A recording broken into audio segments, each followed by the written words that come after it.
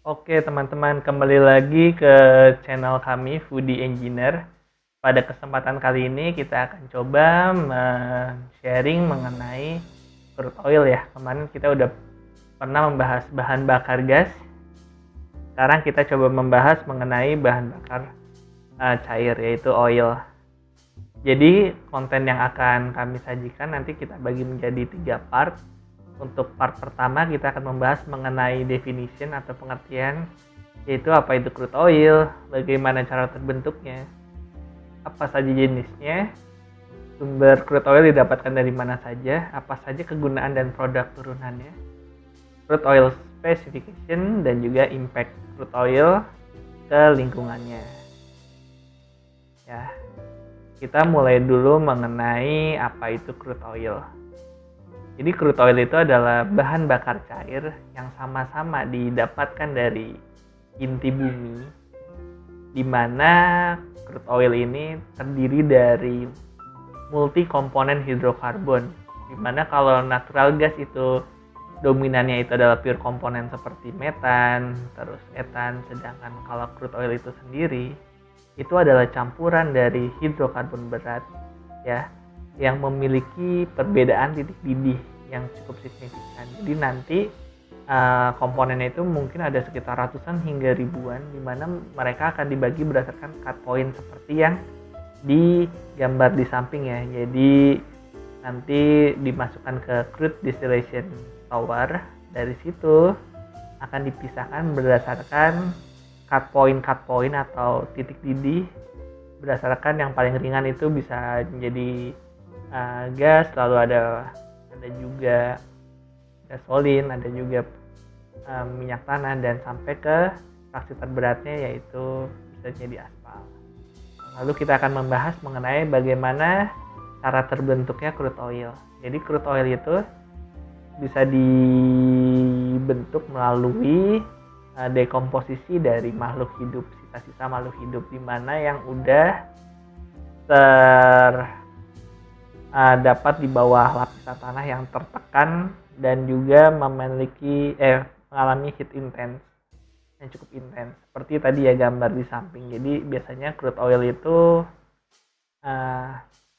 bisa tergabung sama natural gas juga. Nah, berikutnya crude oil apa saja jenisnya. Jadi jenisnya itu kita bagi menjadi 4. Yang pertama adalah light crude oil, heavy crude oil, sour crude oil, dan sweet crude oil. Nah, sebenarnya pembagian ini berdasarkan itu ya teman-teman ya, berdasarkan 2 parameter saja, yaitu pertama sulfur content dan yang kedua mass density. Jadi kalau yang sulfur content-nya tinggi di atas 2,5% itu masuknya ke sour crude oil, sedangkan yang sulfurnya sedikit itu masuknya ke sweet crude oil. Sedangkan kalau dari density itu dibagi di bawah 870 kg per meter kubik itu masuknya light crude, sedangkan yang di atas itu masuknya heavy crude. Nah, dari kurva di samping itu bisa dilihat ya contoh-contohnya. Lalu kita berikutnya menuju crude oil itu bisa didapatkan dari mana saja sumbernya. Nah, kalau crude oil itu tidak seperti natural gas yang banyak sekali sumbernya. Jadi crude oil itu cuma didapatkan dari perut bumi, di mana ada 2 jenis sumur saja atau wells. Yang pertama adalah konvensional non-associated gas, di mana itu kandungannya itu murni gas saja, sedangkan yang konvensional associated gas yaitu crude oil yang terdapat kandungan oil bersama dengan natural gas gitu. Sedangkan kalau oil yang murni, nah itu ada juga yang well khusus crude oil saja. Lalu crude oil industri apa saja yang menggunakannya? Nah, crude oil itu kita bagi menjadi 3 sektor. Yang pertama itu industrial sektor, yang kedua komersial sektor, dan residential sektor. Jadi kalau yang industrial sektor ini yang dipakai crude oil untuk menderivatif turunan-turunannya, karena crude oil tadi turunannya sangat banyak ya, nanti akan dibahas di part selanjutnya. Jadi seperti misalnya ada pengolahan minyak, ada juga petrochemical, nah itu pakai turunan. Sedangkan kalau yang residensial seperti kita, yaitu biasanya digunakan untuk keperluan gasolin ya atau bahan bakar. Nah, berikutnya kita bahas mengenai crude oil specification. Nah, crude oil specification ini biasanya dibagi menjadi dua properties aja. Yang pertama cut point berdasarkan perbedaan titik didih yang bisa dilihat di tabel atas, dan yang di tabel tengah itu adalah bulk properties.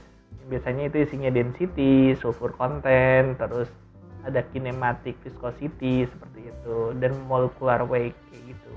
Nah, ini semua nanti bisa kita simulasikan ya di HYSYS. Nanti suatu saat food engineer akan coba membuat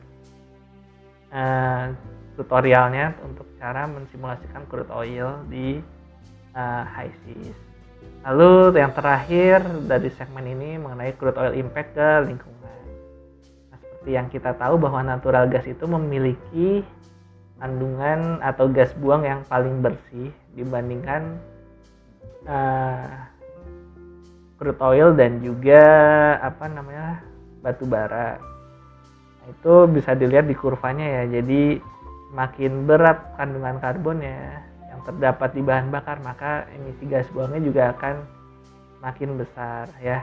Jadi kalau bisa dilihat itu, kita itu melihat dari karbon dioksidanya nilainya hampir 1,5 kalinya dari natural gas, tapi masih di bawahnya coal. Jadi kembali ya, crude oil ini biasanya digunakan untuk paling banyak itu dihasilkan untuk menghasilkan reformat untuk menghasilkan bahan bakar kendaraan yang dipakai oleh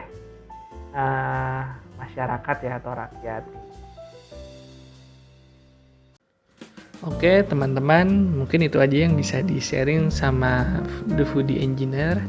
Mudah-mudahan yang kami sharing ke teman-teman memberikan manfaat ya buat teman-teman, terutama buat pengetahuan dan ilmu di bidang proses engineering. Oke, stay safe teman-teman, dan mudah-mudahan pandemi ini segera berakhir. Wassalamualaikum warahmatullahi wabarakatuh.